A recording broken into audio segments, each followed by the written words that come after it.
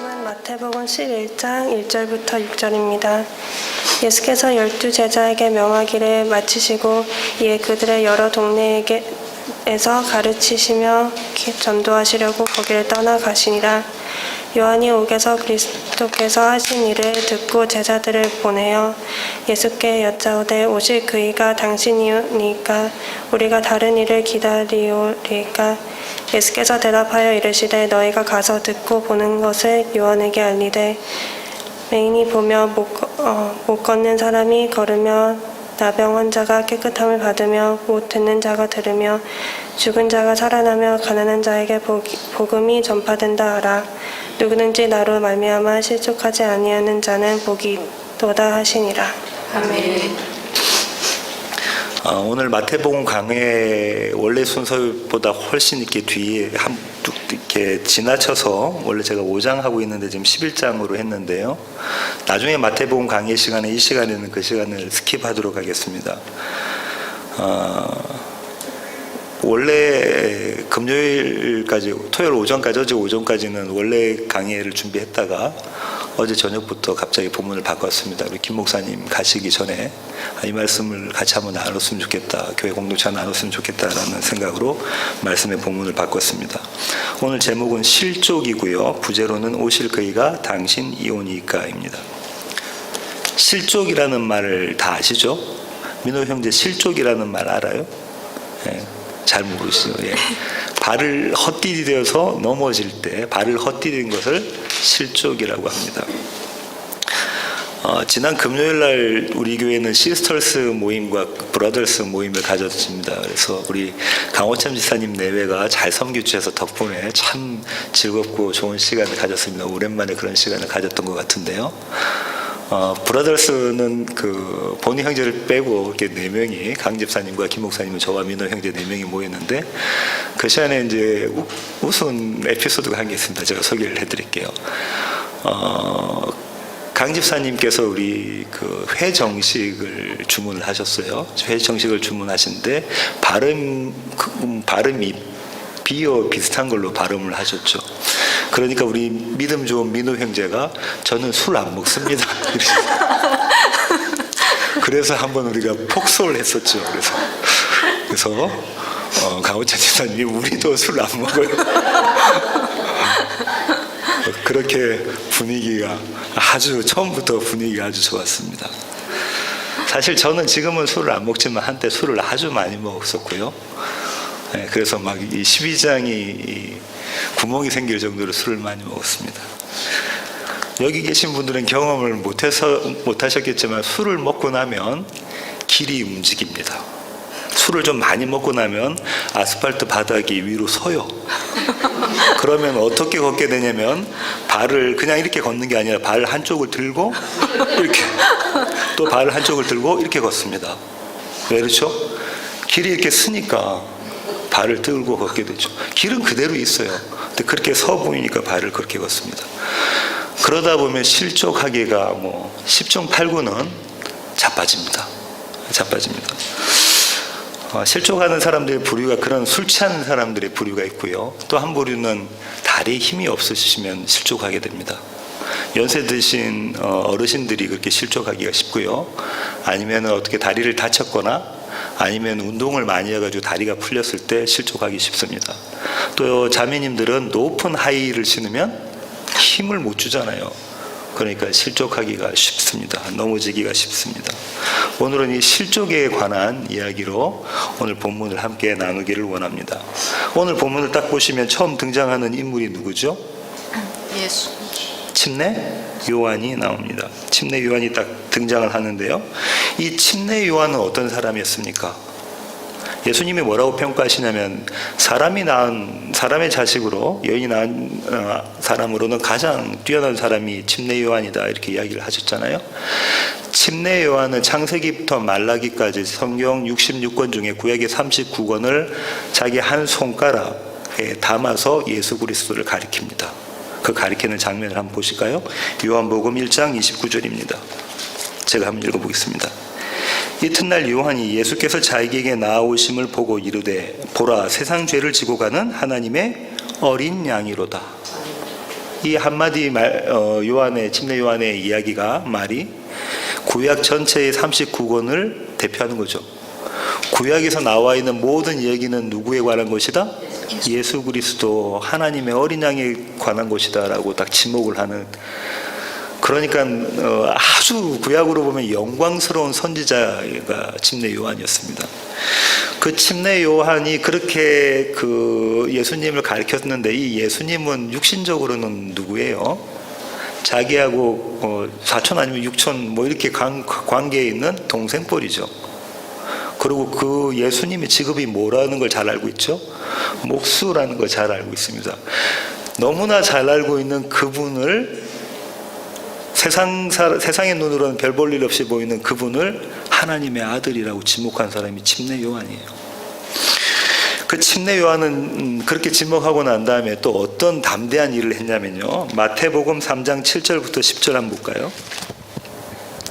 요한이 많은 바리새인들과 사두개인들이 침례 베푸는 대로 오는 것을 보고 이르되 독사의 자식들아 누가 너희를 가르쳐 임박한 진노를 피하려 하더냐. 그러므로 회개에 합당한 열매를 맺고 속으로 아브라함이 우리 조상이라고 생각하지 말라. 내가 너에게 이르노니 하나님이 능히 이 돌들로도 아브라함의 자손이 되게 하시리라.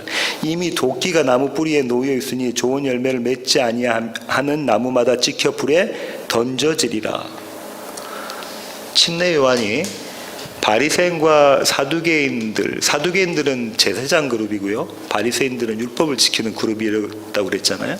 이 두 그룹은 이스라엘의 유대 백성들의 지도자 계층이었습니다. 그죠? 지도자 계층이었는데 이들에 대해서 뭐라고 얘기했어요? 독사의 자식들아. 조금 더 격하게 하면 어떻게? 독사의 새끼들아. 이렇게 이야기를 해버린 거죠. 독사의 새끼들아. 바리새인들은 이스라엘 백성의 존경을 받았나요? 아주 존경을 받았죠. 그런 그 바리새인들한테 독사의 새끼다라고 이야기를 했단 말이에요. 얼마나 담대하지 않으면 이거 할 수 없는 일을 했던 믿음의 용사가 침례 요한입니다. 그런 침례 요한이 지금 오늘 본문에 보시면 어디에 갇혀 있죠? 감옥에 갇혀 있습니다. 그자가 왜 감옥에 갇혔냐면 예수님이 태어날 당시에 그 이스라엘에는 누가 지배를 했었죠? 헤롯 대왕이라는 사람이 분봉왕이 그러니까 로마에서부터 그 지역을 다스리라라는 임명권을 받은 분봉왕이 다스렸고요. 지금 여기에 나와 있는 침례 요한을 옥에 가둔 사람은 이 그 분봉왕 헤롯 대왕의 아들입니다. 근데 이 아들이 어떤 일을 했냐면 이복 동생의 그 와이프를 취했어요. 자기가 데리고 와서 결혼을 해버렸어요. 침례 요한이 뭐냐면 그거는 불의한 것이다. 그건 죄다라고 고발을 해버린 거예요. 그러니까는 이 헤롯 대왕이 침례 요한을 옥에 가둔 거죠. 그 장면이 잠깐 나와 있는 걸 한번 볼까요? 마태복음 14장 3절에서부터 5절까지입니다. 마태복음 14장 3절부터 5절입니다. 전에 헤롯이 그 동생 빌립의 아내 헤로디아의 일로 요한을 잡아 결박하여 옥에 가두었으니 이는 요한이 헤롯에게 말하되 당신이 그 여자를 차지한 것이 옳지 않다 하였습니다. 헤롯이 요한을 죽이려 하되 무리가 그를 선지자로 여김으로 그들을 두려워하더니 이렇게 해서 헤롯이 못 죽이는데 이 뒤에 또 다른 에피소드가 한 게 있죠. 그래서 결국은 헤롯이 목베임을 당해서 죽게 됩니다. 이처럼 요한이 목베임을 당해서 죽게 됩니다. 이처럼 침례 요한은 어떤 사람이냐면 대단한 사람이에요. 믿음의 용사였고요. 대단한 사람이었습니다. 그런데 그런 그가 지금 처음 보니까 이상한 거예요. 뭐라고 생각하고 있냐면 예수님의 사역을 보고 이 사역이 정말로 예수님이 하셔야 되는 사역인가 아닌가를 생각해 보는 그런 일이 있었던 거예요. 2절 한번 보실까요? 요한이 옥에서 그리스도께서 하신 일을 듣고 제자들을 보내어 예수께 여짜오되, 이 에피소드의 시작을 이렇게 하죠. 옥에 누가 갇혀 있습니까? 침례 요한이 갇혀 있는데 제자들이 와서 보고를 하는 거예요. 예수란 사람이 이런 일들을 합니다. 우리 선생님께서 하나님의 어린 양이라고 불렀던 그 예수란 사람이 이런 일들을 합니다라고 보고를 하죠. 근데 그 얘기를 다 듣고 난 다음에 침례 요한이 지금 뭐라고 합니까? 그럼 너희가 가서 이 말을 예수께 한번 물어봐라 하는 장면이 이 장면이거든요. 그 장면을 조금 더 자세히 설명해 놓은 데가 누가복음입니다. 누가복음 7장 18절부터 20절 보겠습니다. 누가복음 7장 18절로부터 20절입니다. 요한의 제자들이 이 모든 일을 그에게 알리니 이 앞에 이런 죽었던 청년이 예수님께서 살리신 이런 일들이 있거든요. 이런 일들을 계속 리포트를 하는 거죠. 보고를 합니다. 그렇게 하니까 19절 요한이 그 제자 중 둘을 불러 주께 보내어 이르되 오실 그이가 당신이오니까 우리가 다른 일을 기다리오리까 하라 하매 그들이 예수께 나아가 이르되 침례 요한이 우리를 보내어 당신께 여쭈어보라고 하기를 오실 그이가 당신이오니까 우리가 다른 일을 기다리오리까 하더이다 하니 이 선생님의 말씀을 가지고 요한의 제자들이 예수님을 찾아뵙죠. 그렇습니다. 그런데 요한이 옥에서 그리스도께서 하신 일을 듣고 예수님께 이렇게 물어본 거예요. 오실 그이가 당신입니까? 잘 들으세요. 요한이 무슨 일을 듣고 그랬다고요? 예수님의 하신 일을 듣고 그랬단 말이죠. 그 하신 일이 뭐냐면 4절부터 함께 읽어볼까요? 4절부터 5절까지 시작.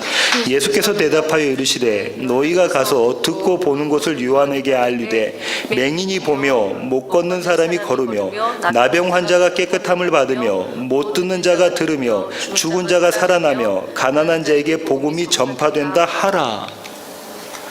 침례 요한이 이 얘기를 듣고 오실 그이가 정말 메시아가 맞아요? 하고 물어본 거예요. 그러면 침례 요한의 마음 가운데 어떤 생각이 들었다는 거예요? 이거 아닌데. 메시아가 오셔서 해야 될 일이 이 일이 아닌데. 왜 이 일을 하고 있지?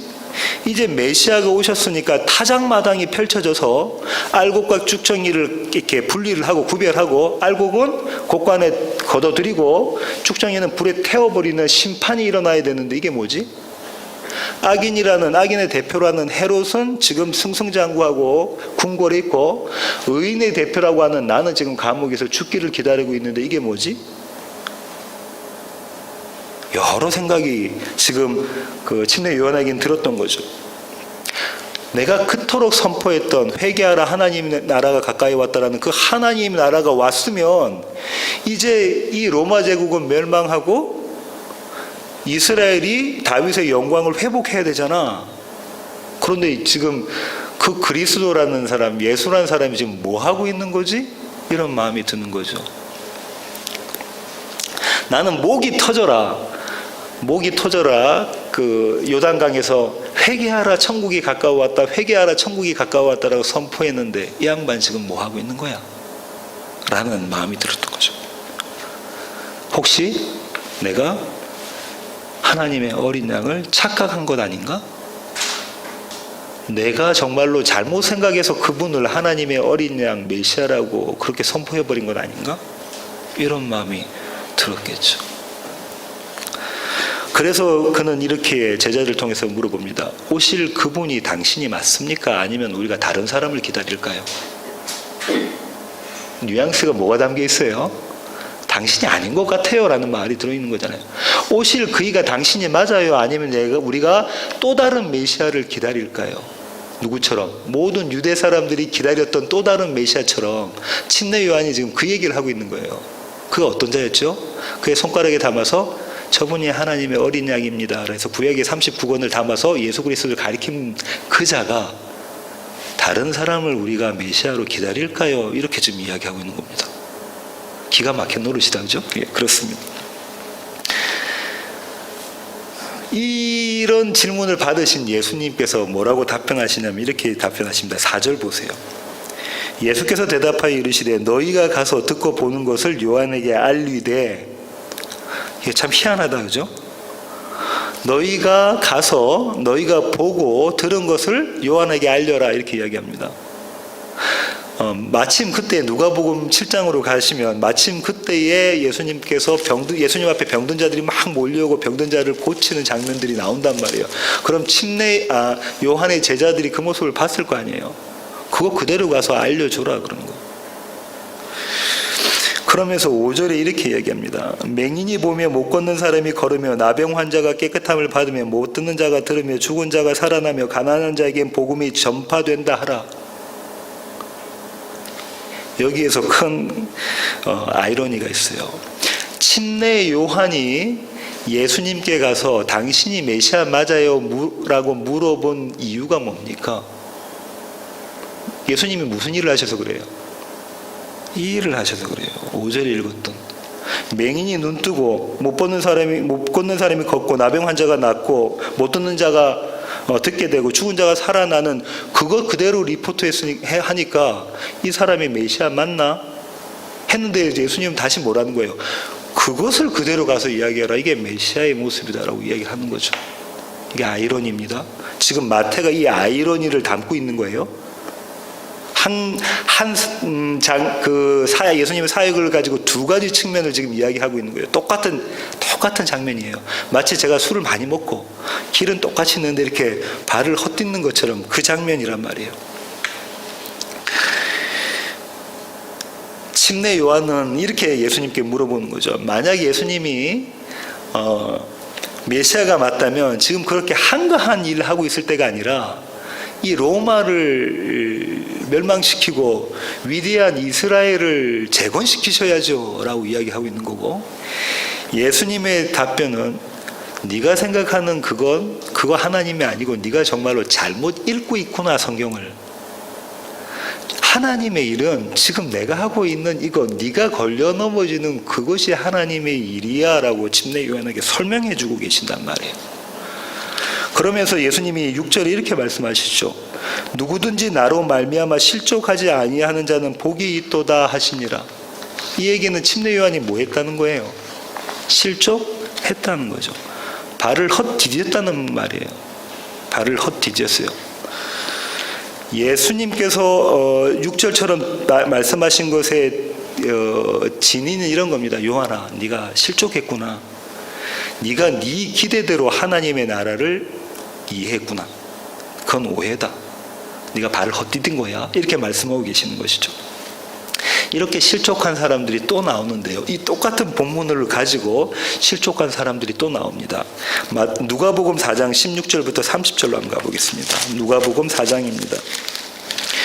4장 16절부터 제가 한번 읽어볼게요. 예수께서 그 자라나신 곳 나사렛에 이르사 안식일에 늘 하시던 대로 회당에 들어가서 성경을 읽으려고 서심해 선지자 이사야의 글을 들이거늘 책을 펴서 이렇게 기록된 데를 찾으시니, 지금 어떤 상황이냐면 예수님께서 고향인 나사렛에 가셨죠. 나사렛 말고 여러 회당에서 말씀을 가르치셨는데 이제 고향에 가신 거예요. 자기 고향에 가셔서 회당에 딱 들어가시니까는 그 회당장이 그럼 당신이 한번 말씀을 읽어보세요. 그때는 성인 남자들은 말씀을 읽을 수가 있거든요. 말씀을 읽어보세요 하고 드렸던 두루마리가 뭐라고요? 이런 성경책이 아니었단 말이죠. 그때는 두루마리였는데 그 두루마리가 이사야서랍니다. 근데 예수님께서 쫙 펼치시다가 딱 읽으신 구절이 어느 구절이냐면 이 구절입니다. 주의 성령이 내게 임하였으니 이는 가난한 자에게 복음을 전하게 하시려고 내게 기름을 부으시고 나를 보내사 포로된 자에게 자유를, 눈먼 자에게 다시 보게 함을 전파하며 눌린 자를 자유롭게 하고 주의 은혜의 해를 전파하게 하려 하심이라. 오늘 침례 요한에게 예수님께서 말씀하셨던 그 구절을, 이 구절을 인용한 거거든요. 그 구절을 예수님께서 딱 읽으신 거예요. 그러고 난 다음에 예수님께서 이 구절에 대한 설명을 해줍니다. 그 고향 사람들에게. 그러니까 고향 사람들이 어떻게 반응하냐면 그 말씀을 듣고 이거 너무 은혜롭다. 이 말씀이 이런 뜻이었구나. 이게 너무 은혜롭다라고 반응을 하자마자 그 다음 반응이 뭐예요? 그 다음 반응 한번 볼까요? 22절. 그들이 다 그를 증언하고 그 입으로 나오는 바 은혜로운 말을 놀랍게 여겨 이르되 이 사람이 요셉의 아들이 아니냐. 뭐라는 거죠? 이거 목수잖아 이런 거예요. 지금 같으면 이런 겁니다. 어느 교회에 목사님이 오셔가지고 설교를 아주 멋지게 잘하셨어요. 너무 은혜로워요. 근데 그 양반이 삼류래요. 출신 학교도 형편없고 뭘 하는지도 모르고 하여튼 뭐 엉망진창인 그런 사람이. 그러니까 지금 내가 받았던 은혜는 한꺼번에 날아가 버린 거죠. 그죠? 그때 예수님께서 이들에게 뭐라고 말씀하시냐면 23절 한번 보실까요? 예수께서 그들에게 이르시되 너희가 반드시 의사야 너 자신을 고치라 하는 속담을 인용하여 내게 말하기를 우리가 들은 바 가버나움에서 행한 일을 내 고향 여기서도 행하라 하리라. 또 이르시되 내가 진실로 너희에게 이르노니 선지자가 고향에서는 환영을 받는 자가 없느니라. 내가 참으로 너희에게 이르노니 엘리야 시대에 하늘이 3년 6개월간 닫히어 온 땅에 큰 흉년이 들었을 때에 이스라엘에 많은 과부가 있었을 때 엘리야가 그중 한 사람에게도 보내심을 받지 않고 오직 시돈 땅에 있는 사렙다의 한 과부에게 뿐이었으며 또 선지자 엘리사 때에 이스라엘에 많은 나병 환자가 있었을 때 그 중에 한 사람도 깨끗함을 얻지 못하고 오직 수리아 사람 나만 뿐이었느니라. 뭐라고 말씀하신 것이죠? 유대 사람들은 다 병고침 못 받고 구원 못 받고 누구만 구원받았어요? 이방 과부와 이방 장군. 지금 그러면서 뭐라고 이야기하냐면 유대 사람은 지금 누구로 비유한 겁니까? 나사렛 고향 사람으로 비교한 거죠. 너희는 구원 못 받아 라는 이야기를 하는 거죠. 그러니까는 이들이 예수님을 잡아 죽이려고 합니다. 잡아 죽이려는 모습을 볼까요? 29절 보세요. 28절부터 봅니다. 회당에 있는 자들이 이것을 듣고 다 크게 화가 나서 일어나 동네 밖으로 쫓아내어 그 동네가 건설된 산 낭떠러지까지 끌고 가서 밀쳐 떨어뜨리고자 하되, 낭떠러지까지 가서 밀쳐 떨어뜨리려고 하는 거예요. 근데 예수님 그때 죽지 않으시죠? 왜요? 이 사람들은 이미 안식일에 걸어야 될 거리를 다 걸었으니까. 뭐 한다는 거예요? 이 고향 나사렛 사람들이 지금 뭐 한 거예요? 예수님을 십자가에 달은 거죠. 죽이지는 못했지만 십자가에 달려고 그 마음 가운데 살인을 이미 해버렸잖아요. 뭐라고 하니까 넌 구원 못 받아, 구원 못 받을 자야, 넌 죄인이야 이렇게 해버리니까 그렇게 이야기를 그런 행동을 해버린 거예요.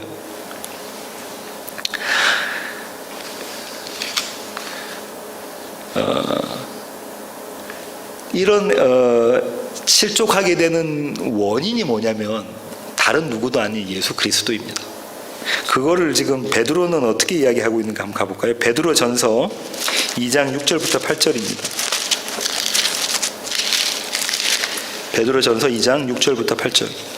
성경이 기록되었을 때 보라 내가 택한 보배로운 모퉁이 돌을 시온에 두노니 그를 믿는 자는 부끄러움을 당하지 아니하리라 하였으니 그러므로 믿는 너희에게는 보배이나 믿지 아니하는 자에게는 건축자들이 버린 그 돌이 모퉁이의 머릿돌이 되고 또한 부딪히는 돌과 걸려 넘어지게 하는 바위가 되었다 하였느니라. 그들이 말씀을 순종하지 아니함으로 넘어지나니 이는 그들을 이렇게 정하신 것이라. 예수님이 돌이라는 거죠. 이 돌인데 믿지 않는 자에게는 어떻게 되는 돌?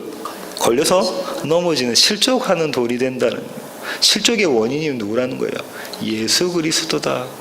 누구에게는 예수 그리스도가 더없이 귀한 보물이고 누구에게는 걸려 넘어지는 돌이다 이렇게 베드로가 이야기합니다. 근데 사실상은 모든 사람들에게는 걸려 넘어지는 돌이 예수 그리스도인데 그 중에 누구는 일으켜 세우시죠. 이사야로 한번 가볼까요? 이사야 8장 14절부터 15절로 가겠습니다. 이사야 8장.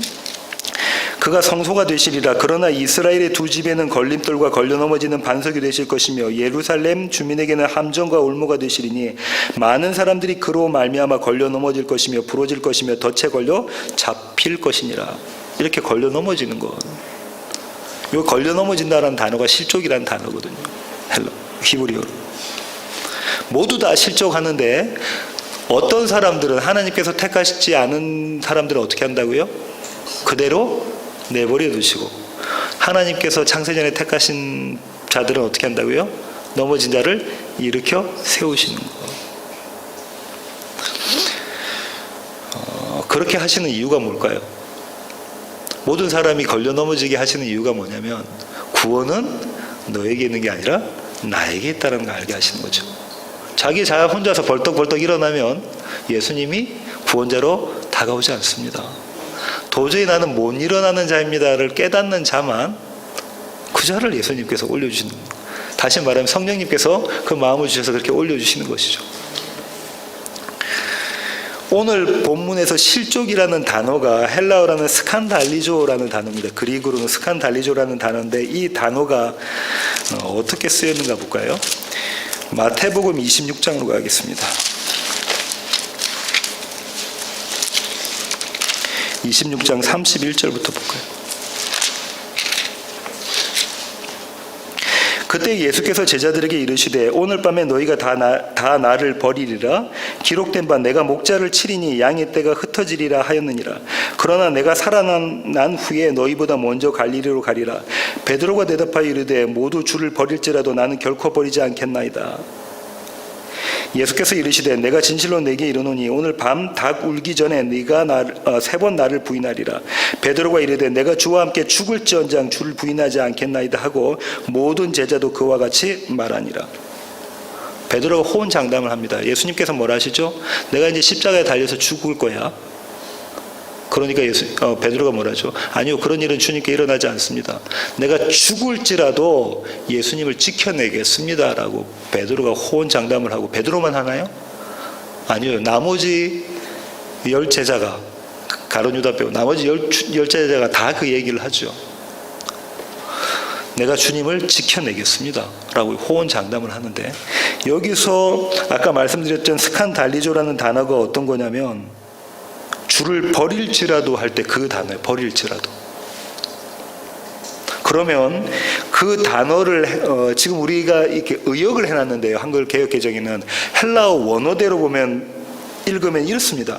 예수님 때문에 모든 사람들이 실족하더라도 난 결단코 실족하지 않을 겁니다. 베드로가 뭐라는 거냐면 정확하게 얘기잖아요. 구약에 있는 이야기를 정확하게 이야기하잖아요. 예수님 때문에 걸려 넘어지는 일이 모든 사람이 걸려 넘어진다고 해도 나는 걸려 넘어지지 않을 거예요. 나는 실족하지 않을 거예요. 이 얘기를 하고 있는 거예요. 베드로가.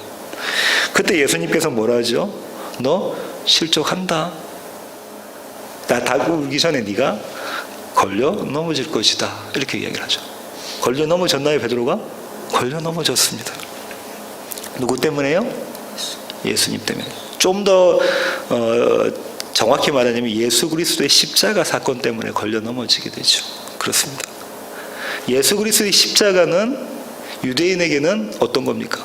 거리끼는 것이고 헬라인에게는 이해되지, 도대체 이해할 수 없는 거, 어리석은 거, 그죠? 무식한 거가 되잖아요.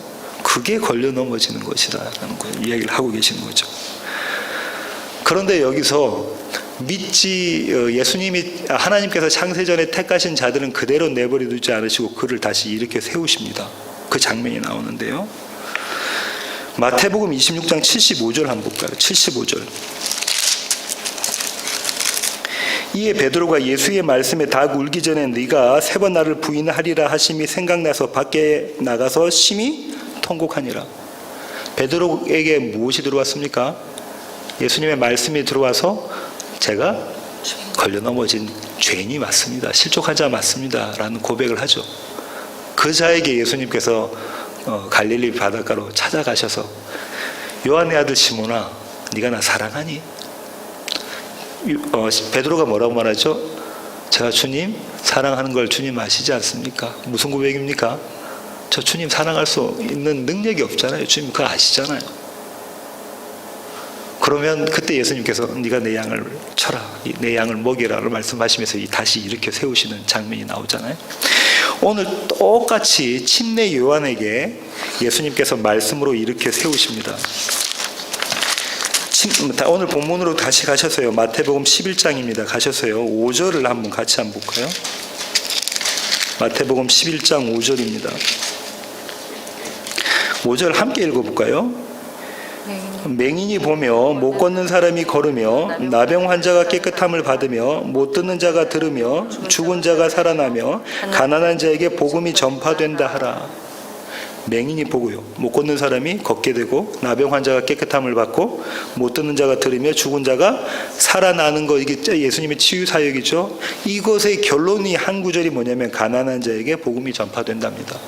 이들은 다 어떤 자라는 거예요? 가난한 자. 가난한 자는 누구죠? 고아와 과부와 나그네. 그들로서는 살아갈 수 없는, 누군가 반드시 도움을 받아야만 살 수 있는 자가 가난한 자. 그들에게 복음이 선포되어졌다. 복음이라는 건 뭘까요? 희년이 선포되어졌다는 것. 이제 네가 네 땅, 네 기업을 네가 받을 것이다 라는 거죠. 그 받는 장면이 지금 이 장면이라는 거예요.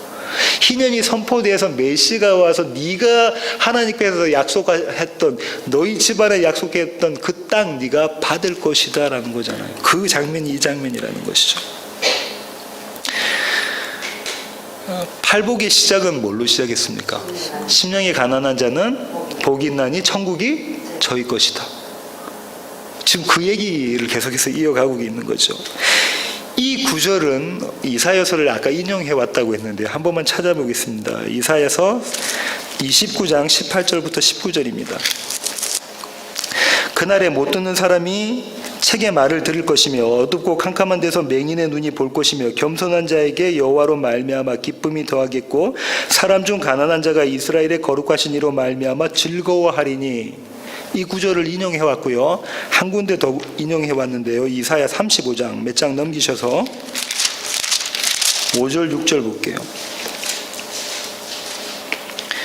그때에 맹인의 눈이 밝을 것이며 못 듣는 사람의 귀가 열릴 것이며 그때에 젖는 자는 사슴같이 뛸 것이며 말 못하는 자의 혀는 노래하리니 이는 광야에서 물이 솟겠고 사막에서 시내가 흐를 것임이라.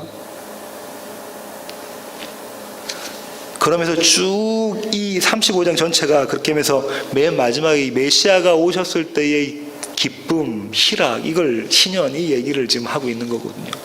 이 구절을 예수님께서 끌고 오셔가지고 이 일이 일어났잖아 라고 이야기하고 있는 겁니다. 그런데 침례 요한은 어떻게 생각했을까요? 이 구절을 어떻게 생각했냐면 이스라엘의 회복으로만 생각했단 말이죠. 근데 예수님께서 이 말씀을 침례 요한에게 주셨을 때 침례 요한이 이 구절을 재해석을 해봤지 않았을까요? 성령 하나님의 도움으로. 장애인들, 눈을 보지 못하고 걷지 못하고 귀가 들리지 않고 나병이 있고, 한센시병이죠. 나병이 있고, 그런 자들은 이스라엘에서는 어떻게 분류가 되냐면 죄인으로 분류가 됩니다. 그들은 죄 때문에 그렇게 됐다고 생각하죠. 죄인은 어디에 못 들어가요? 성전에 들어갈 수가 없습니다. 성전에 들어갈 수 없다는 얘기는 하나님을 볼 수가 없는 자들이에요. 그러면 사람입니까? 아니에요. 개 취급을 받았던 자들이 그들이란 말이에요. 앞을 못 본다고 개 취급받아요. 심지어 나병 환자들은 어떡하죠? 길 가다가 대로에 있으면 사람들이 오면 옆으로 비켜서야 되죠. 그리고 뭐라고 합니까? 자기를 보고 부정하다. 왜? 다른 사람이 자기 몸에 닿으면 부정해지니까 부정하다라고 나는 죄인이다를 이야기하고 다니는 개처럼 취급받았던 사람들이 이 장애인들이란 말이죠. 근데 그들이 고침을 받았다는 사건은 어떤 겁니까? 그들이 고침을 받았을 때 그들은 어디로 달려갈까요? 성전에 가서 제사장한테 보입니다. 내 병이 나았잖아요. 제사장이 그래 네 병 나았네? 너는 죄인이 아니라 의인이라고 선포하면 그때 이 사람들은 어디로 들어갈 수 있는 거예요? 성전에 들어가서 이스라엘의 뜰을 밟을 수 있는 자가 됩니다. 다시 말하면 사람이 되는 거예요. 개에서, 동물에서 사람이 되는 거고 여호와 하나님을 대면할 수 있다. 나는 하나님의 백성이다라는 정체성, 아이덴티티가 완전히 바뀌어지는 사건이 이 사건이라는 거예요. 이건 누구만 경험할 수 있습니까? 아픈 자만 경험할 수 있죠. 장애인만 경험할 수 있어요. 평생 눈이 안 보여서 컴컴한 데서 살고 있다. 눈이 뜨진 이 감격과 이 환희는 누구만 알 수 있는 거예요. 저와 여러분처럼 처음부터 나서부터 눈을 볼 수 있는지 앞을 볼 수 있는 자는 모르는 겁니다. 도대체가. 평생을 앉아 있어서 일어나지를 못했던 자가 예수님께서 일으켜 세우셔서 일어나서 걷게 된다는 것은 저와 여러분처럼 늘 걸을 수 있는 사람은 경험하지 못하는 그런 희락이라고요. 그런 기쁨, 그런 즐거움, 그런 복된 소식 아니겠냐고, 복음 아니겠냐고요. 그럼 침례 요한은 어떤 자라는 거예요? 장애인이라고 생각을 자기가 합니까? 안 합니다. 침례 요한은 이 기쁨을 모르는 거예요, 지금. 그렇잖아요? 왜냐하면 자기에게 장애가 없으니까. 근데 예수님께서 이 말씀을 주시고, 아마도 제가 추정컨대 오간에 있던 침례 요한은 이사야서에 나와 있던 이 의미를 깨달았을 거예요. 하나님의 택한 백성이라면, 그죠? 침례 요한은 하나님의 택한 백성이니까 깨달았을 거예요. 뭐라고요? 내가 못 보는 자구나. 내가 못 걷는 자구나. 내가 듣지 못하는 자구나. 내가 나병 환자고 내가 사망한 자구나를 깨달았을 거란 거죠. 그러면 예수님이 하셨던 그 사역을 바라볼 때 이제 색깔이 달라지게 됩니다. 어떻게 되죠? 그게 기쁨이고, 그게 환이고요. 이게 복된 소식, 복음이다라는 것을 온 전신으로 깨닫게 되죠. 그 일을 지금 예수님께서 침례 요한을 오실 그이가 당신 맞아요 라고 질문하고 있는 침례 요한의 마음 가운데 말씀을 넣으셔서 그를 이렇게 세우십니다.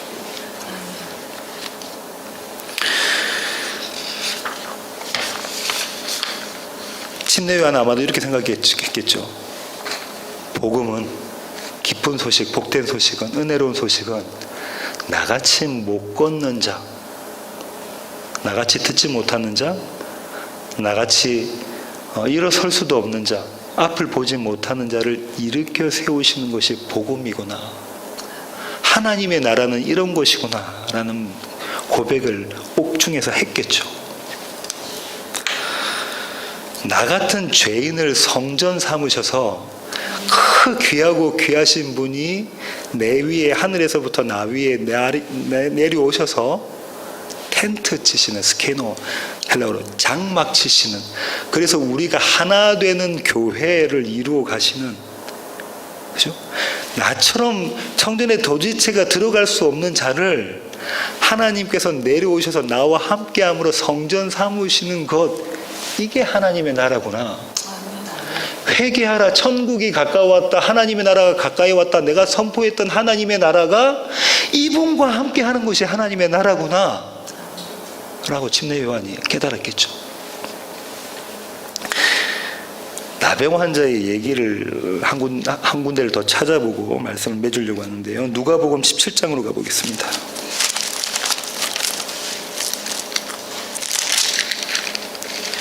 누가복음 17장 11절부터 한번 볼까요?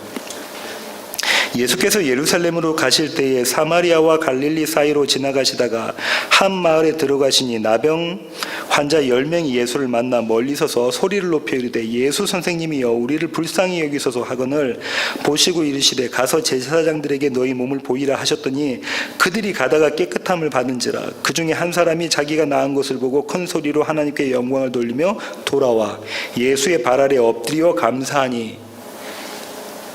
예수님께서 몇 명의 나병 환자를 고쳐주셨죠? 10명. 근데 9명은 지금 어디로 가고 있어요? 성전에 가서 제사장에게 보이러 가고 있고요. 1명은 돌아옵니다. 근데 9명은 어디 사람? 유대인. 1명은 사마리아인. 그 1명이 돌아와서 예수님께 와서 엎드리고 예수님께 예배드리죠. 그러니까 예수님께서 이렇게 말씀하십니다. 예수께서 대답하여 이르시되 10사람이 다 깨끗함을 받지 아니하였느냐? 그 아합은 어디 있느냐? 이 이방인 외에는 하나님께 영광을 돌리러 돌아올 자가 없느냐 하시고 그에게 이르시되 일어나 가라. 내 믿음이 너를 구원하였느니라 하시더라. 나머지 9명은 예수님께서 그의 나병을 고쳐주셨는데 성전에 가서 이제 사람 대접받으면서 하려고 성전으로 가죠. 이들이 찾아갈 성전은 예루살렘 성전, 반드시 무너져야 할 성전입니다. 너무 화려하게 보이고 금으로 치장이 되어 있었잖아요. 예루살렘 성전이 너무 화려하게 보이는 그 성전, 내가 저기 한번 들어가 봐야지. 그래서 나도 우리 주위에 내 친척, 우리 동네 사람한테 사람 취급받고 예루살렘 뜰을 한번 내가 밟아 봐야지 하고 9명은 그리로 갔죠. 어디로? 무너져야 할 성전으로 갔고요. 사마리아 사람 한 이방인은 누구한테 옵니까?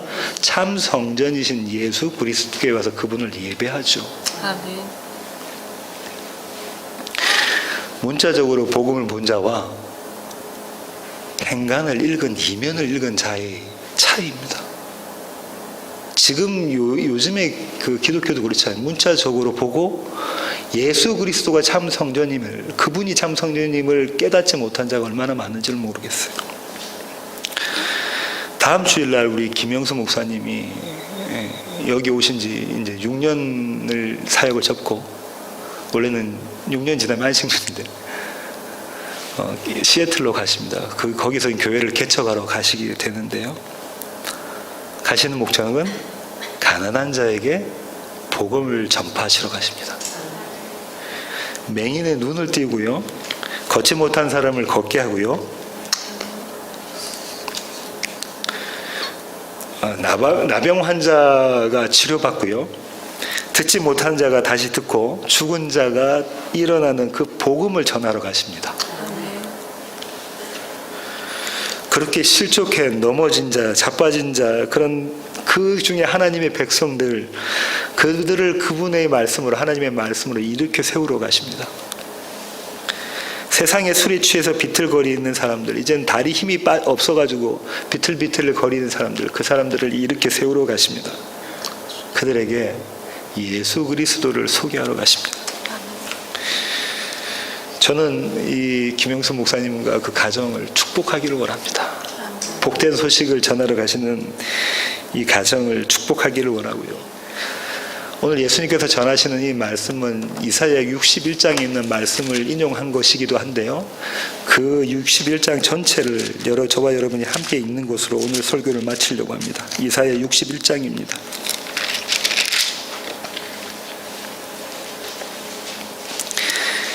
이사야 61장입니다.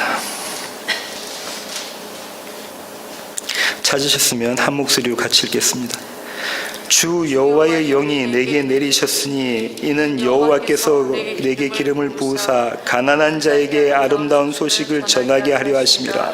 나를 보내사 마음이 상한 자를 고치며 포로된 자에게 자유를, 갇힌 자에게 노임을 선포하며 여호와의 은혜의 해와 우리 하나님의 보복의 날을 선포하며 모든 슬픈 자를 위로하되 무릇 시온에서 슬퍼하는 자에게 화관을 주어 그 죄를 대신하며 기쁨으로 기름으로 그 슬픔을 대신하며 찬송의 옷으로 그 근심을 대신하시고 그들이 의의 나무 곧 여호와께서 심으신 그 영광을 나타낼 자라 일컬음을 받게 하려 하십니다. 그들은 오래 황폐하였던 곳을 다시 쌌을 것이며 옛부터 무너진 곳을 다시 일으킬 것이며 황폐한 성읍 곧 대대로 있던 것들을 중수할 것이며 외인은 서서 너희 양떼를 칠 것이요 이방 사람은 너희 농부와 포도원 지기가 될 것이나 오직 너희는 여호와의 제사장이라 일컬음을 받을 것이라. 사람들이 너희를 우리 하나님의 봉사자라 할 것이며 너희가 이방 나라들의 재물을 먹으며 그들의 영광을 얻어 자랑할 것이니라. 너희가 수치 대신에 보상을 배나 얻으며 능욕 대신에 몫으로 말미암아 즐거워할 것이라. 그리하여 그들의 땅에서 갑절이나 없고 영원한 기쁨이 있으리라. 무릇 나 여호와는 정의를 사랑하며 불의의 강탈을 미워하며 성실히 그들에게 갚아주고 그들과 영원한 언약을 맺을 것이라. 그들의 자손을 문나라 가운데에 그들의 후손을 만민 가운데에 알리리니 무릇 이를 보는 자가 그들은 여호와께 복받은 자손이라 인정하리라. 내가 여호와로 말미암아 크게 기뻐하며 내 영혼이 나의 하나님으로 말미암아 즐거워하리니 이는 내가 그가 구원의 옷을 내게 비시며 공의의 겉옷을 내게 더하심이 신랑이 사모를 쓰며 신부가 자기 보석으로 단장함 같게 하셨습니다. 땅이 싹을 내며 동산이 거기 뿌린 것을 움돋게 함같이 주 여호와께서 공의와 찬송을 모든 나라 앞에 솟아나게 하시라. 아멘.